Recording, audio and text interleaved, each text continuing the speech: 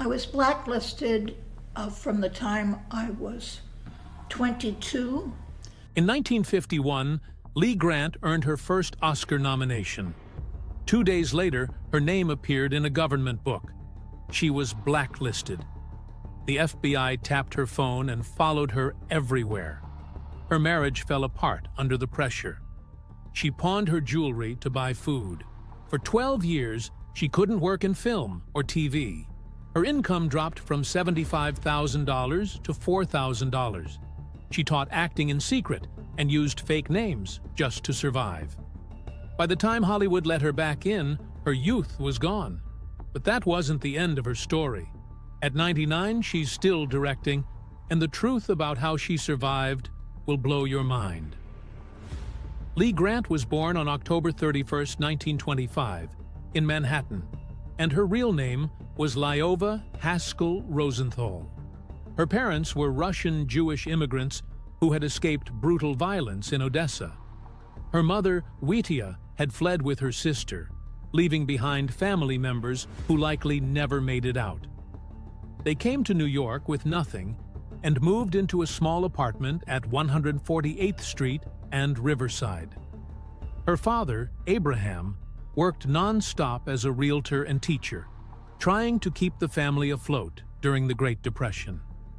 Things were so tense that even Abraham's own Polish Orthodox parents disapproved of his marriage to Witya, which made life even harder.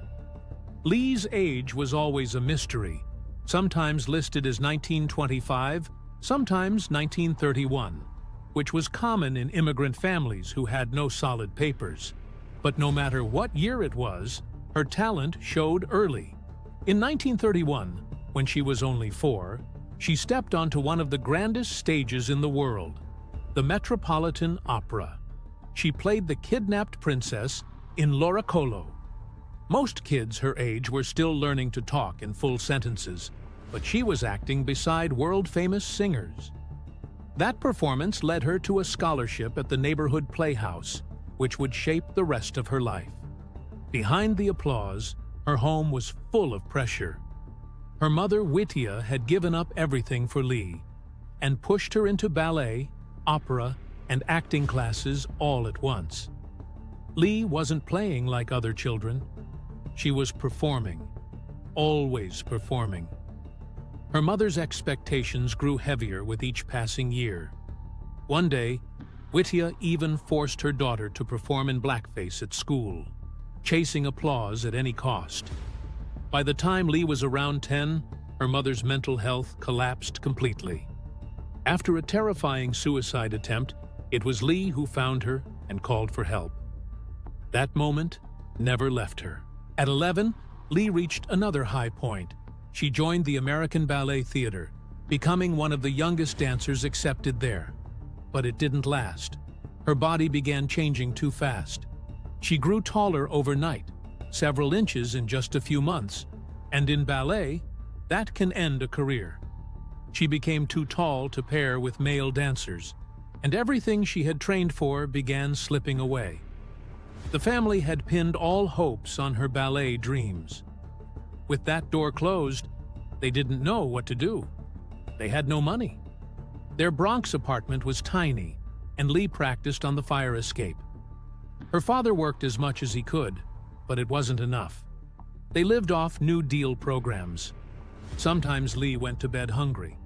By the time she was 12, she was the one earning the money, acting, singing, dancing, while her classmates went to school. Her earnings paid for food, utilities, and rent. She missed out on a normal childhood, and it left scars she would carry her whole life. At 17, she changed her name to Lee Grant. She wanted to leave her past behind and fit into Broadway's world.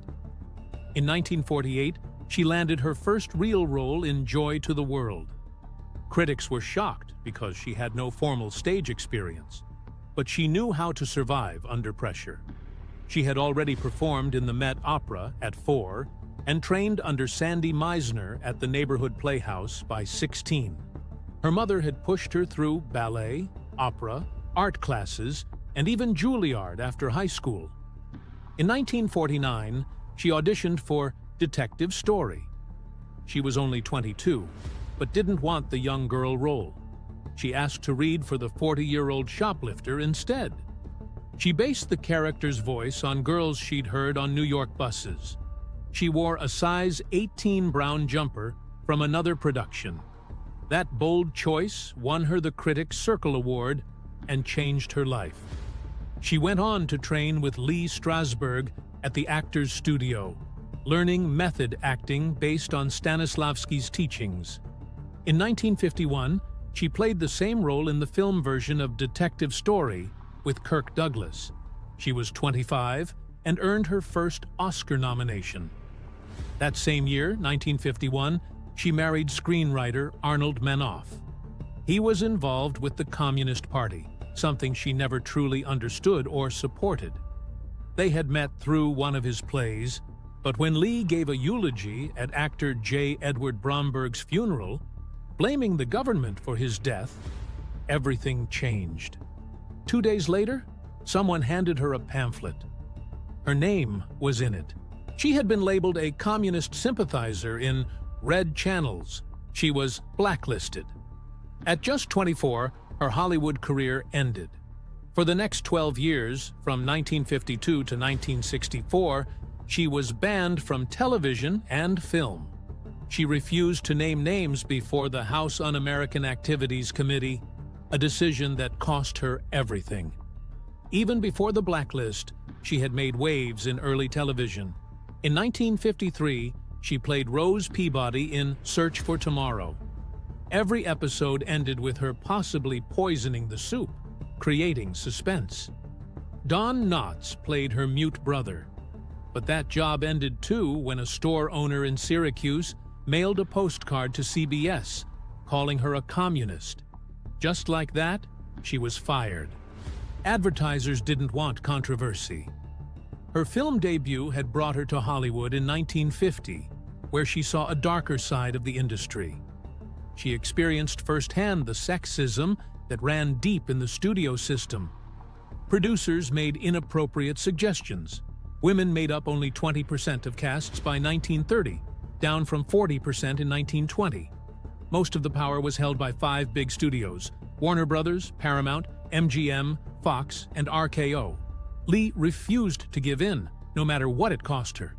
In 1952, she won Best Actress at the Cannes Film Festival for Detective Story. But that award was buried under the weight of the blacklist. Her name was still tarnished. She couldn't work. She couldn't speak out. All she could do was wait. In those years, she found work where she could. Small theater productions, under fake names. Her performances stayed strong. Critics still noticed her fire. Her early Broadway days were marked by raw, emotional improvisations. At 17, she had shocked everyone with an acting exercise that unleashed something wild inside her. That moment, that spark, stayed with her. She didn't settle for simple roles. She always picked the hard ones, the ones with layers, the ones that hurt. Even in the 1950s, when she returned to shows like The Goldbergs, she faced more problems. She got equal billing with male actors, but earned much less. The pay gap was real. And when the Red Scare hit, shows with ethnic or Jewish actors became too risky for networks. They pulled the plug on those shows to play it safe. In 1953, she joined Stalag 17 on Broadway. That play became known not just for the story, but for what happened behind the curtain. The director, Jose Ferrer, was tough. He clashed with actors. Lee, trained in method acting and full of her own ideas, pushed back. Their fights became part of Broadway gossip, but it showed something deeper. Lee Grant wasn't going to back down from anyone. Lee Grant was just 23 when everything fell apart. It was April 1951, and she had just earned her first Oscar nomination for her role in Detective Story with Kirk Douglas. Everyone in Hollywood thought she was about to become a huge star. But before she could even attend the ceremony, her name appeared in a government report that listed people suspected of being communists. The reason was her husband, Arnold Manoff. A director named Edward Dmytryk told the House Un-American Activities Committee that Manoff had been part of the Communist Party. Lee refused to speak against him. She said she didn't even know about his politics and that it had always caused problems in their marriage. But it didn't matter. Her name was now in a book called Red Channels, alongside 150 others. She was blacklisted, banned from movies and TV, just as her career was starting. The fallout came fast. She had been cast in A Streetcar Named Desire, one of the biggest plays of the decade. But overnight, the producers removed her. She didn't even have time to argue or say goodbye.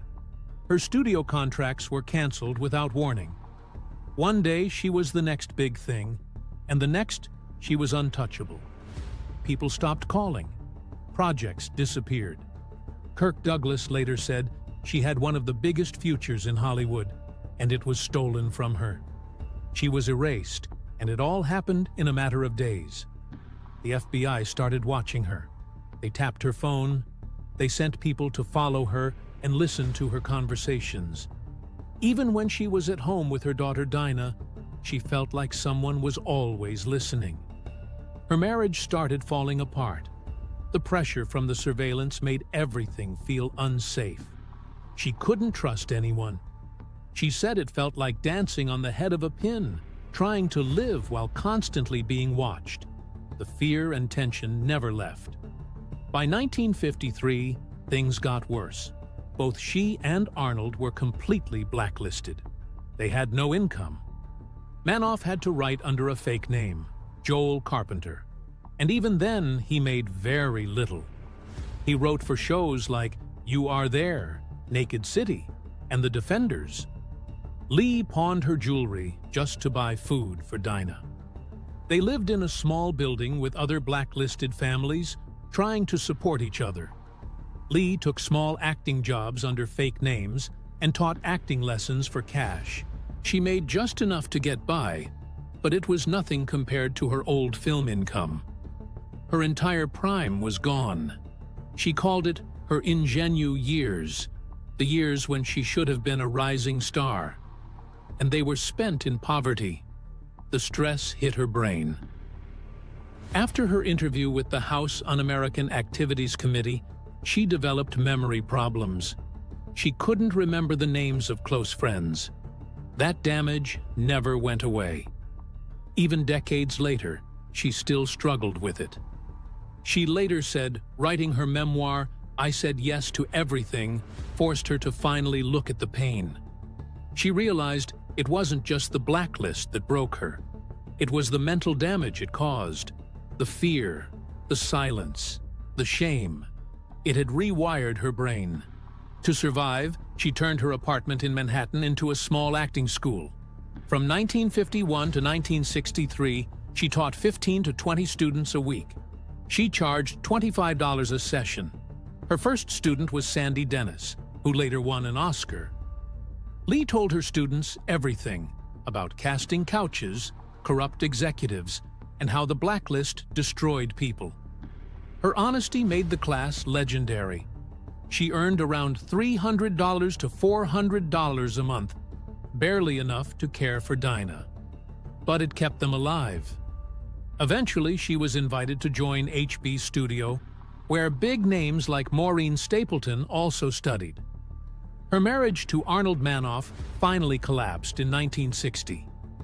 They had been together 9 years. He had 3 kids from other marriages, Tommy, Michael, and Eva. Lee had joined the Communist Party because of him, thinking she was standing by her husband. But she found out he was having affairs, even when they were struggling to survive. At one point, she was making just $200 a year from teaching. Their divorce was final in 1964. A year later, in February 1965, Manoff died of a heart attack at just 50. She always believed the stress of the blacklist killed him. In 1961, she started therapy. She was breaking down.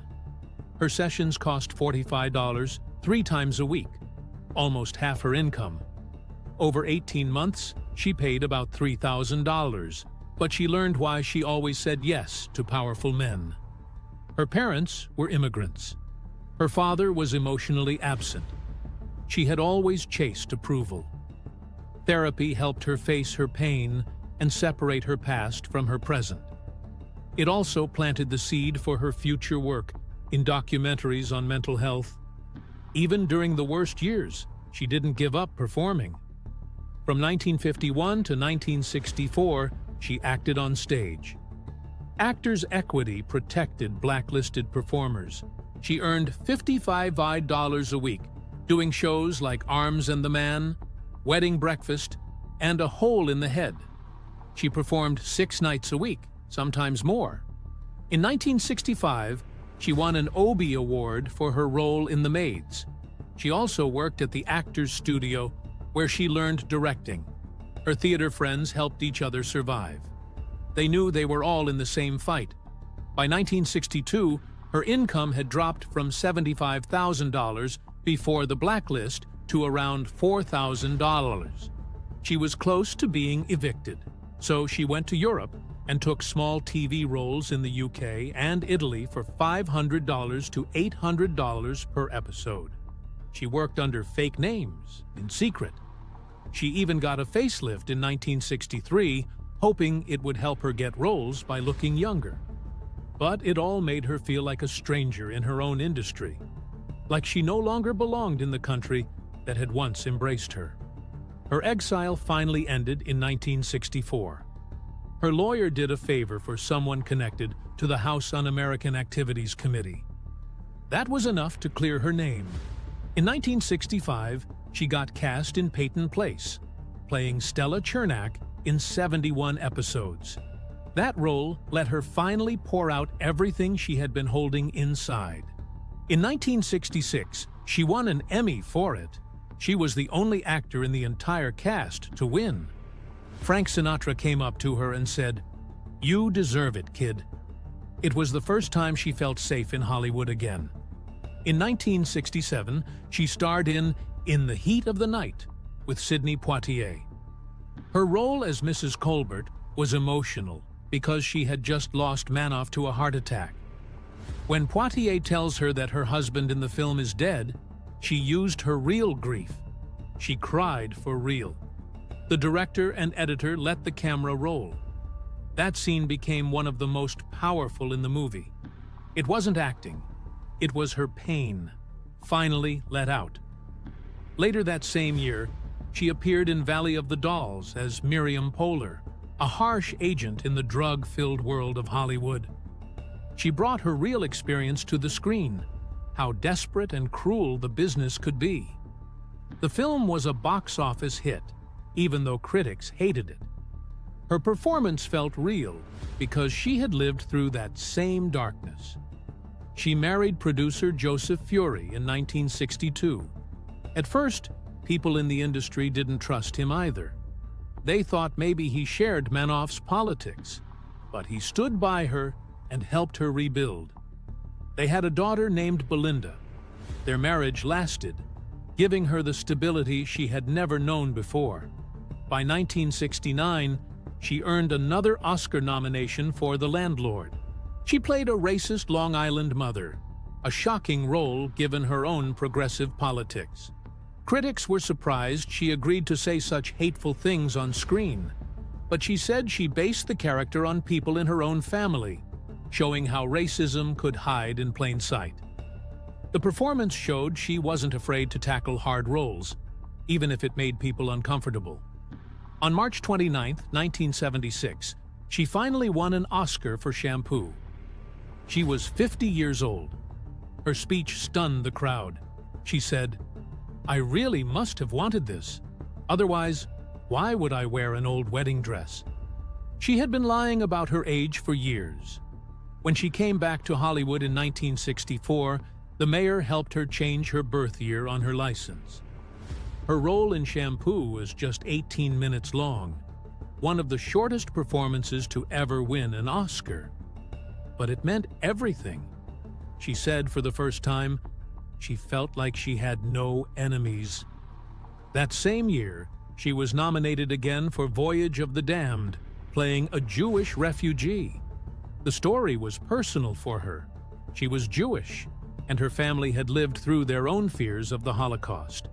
She acted in only 8% of the film, but her performance was powerful enough to earn another Oscar nod. In 1972, she won another Emmy for The Neon Ceiling. That film was the turning point. She started giving input on direction and story. It caused tension on set, but it proved she was ready for more.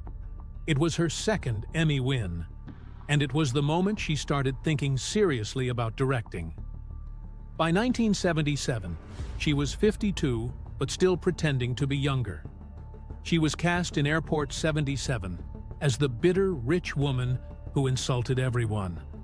Her role was a reflection of how older actresses were treated, cast as angry, forgotten women. One critic said her character getting punched was a brutal moment of full-on misogyny. It showed how harsh the industry could be to women past a certain age. In 1979, she was nominated again for The Swarm, but the film bombed. It had cost $21 million and made only $10 million. Critics called it one of the worst movies ever made. Grant was 53 and feared this flop would end her career again. So she pivoted. She stepped behind the camera and started directing. That decision gave her a second life in Hollywood.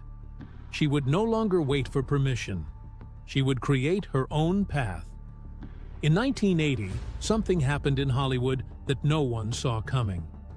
A woman stepped behind the camera and changed everything. Her name was Lee Grant. At age 55, when most actresses were being pushed aside, she did something bold. She directed her very first feature film, Tell Me a Riddle. What made it historic wasn't just the story or the acting. It was the fact that the entire film was written, produced, and directed by women. That had never happened before in America. The film starred Melvyn Douglas and Lila Kudrova, two Oscar-winning actors, and was based on a quiet, emotional story about an aging Jewish couple. But the real shock was that Lee Grant raised over $1 million to make it. That kind of money almost never went to women-led projects back then. And when the movie was finished, it wasn't buried. It was picked up by Filmways Pictures and even screened at the Cannes Film Festival during its Director's Fortnight. It also won Best Picture and Best Actor at the Edinburgh Film Festival. For many people, this was the first time they realized that women could lead a major film and succeed. Just 6 years later, Lee Grant broke another wall. In 1986, she won the Directors Guild of America Award for a CBS film called Nobody's Child. It was based on the true story of Marie Balter, a woman who spent 20 years locked in mental institutions. Marlo Thomas played the lead, and her performance won an Emmy.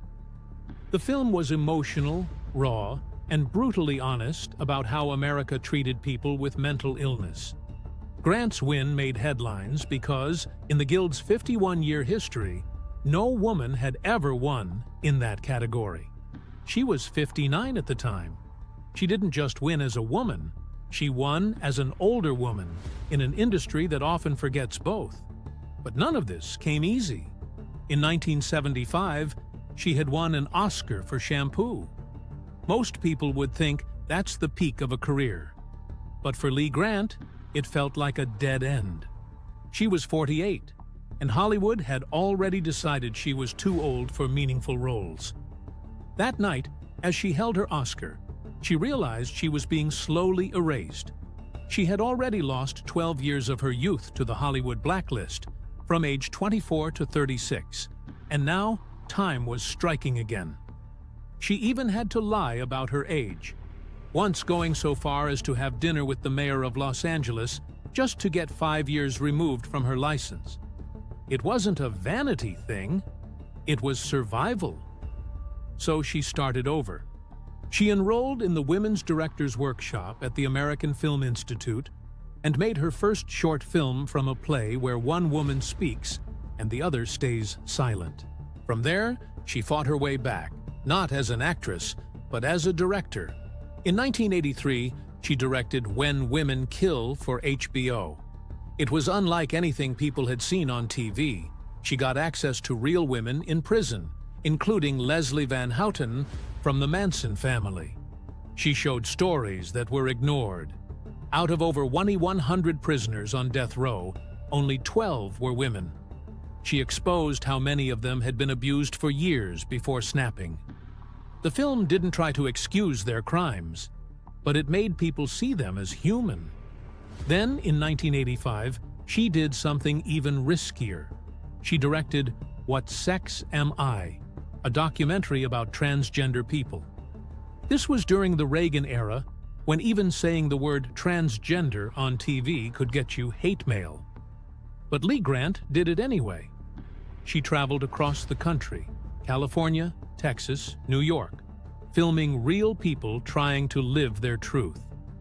One review said her film felt like it belonged in the 21st century, not the 1980s. Another called it brutally candid. 5 years before Paris is Burning, Lee Grant had already opened the door. In 1986, she made Down and Out in America, another HBO film. This one tackled poverty under Reagan's policies. She showed farmers losing hundreds of farms each week in Minnesota. She filmed factory workers whose jobs were being shipped overseas, 3,000 at a time. She even received death threats. But the Academy noticed.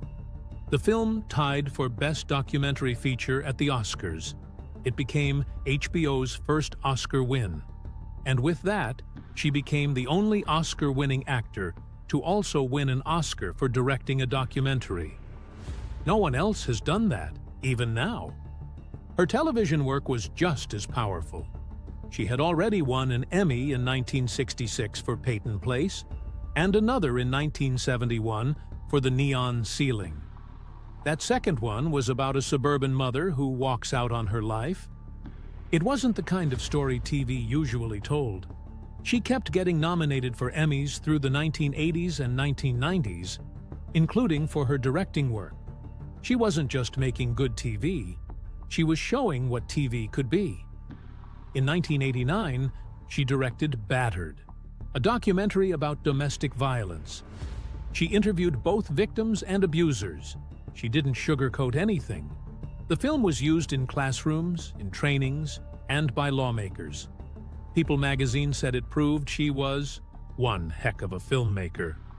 In 1990, both the New York City Council and LA County officially thanked her for her work. And in 1989, Women in Film gave her their very first Lifetime Achievement Award. But her most shocking moment came in 2023. During an interview, she casually revealed that she was 97 and a half years old. Born in 1925. For decades, she had told people she was younger. Even Wikipedia and IMDb had it wrong.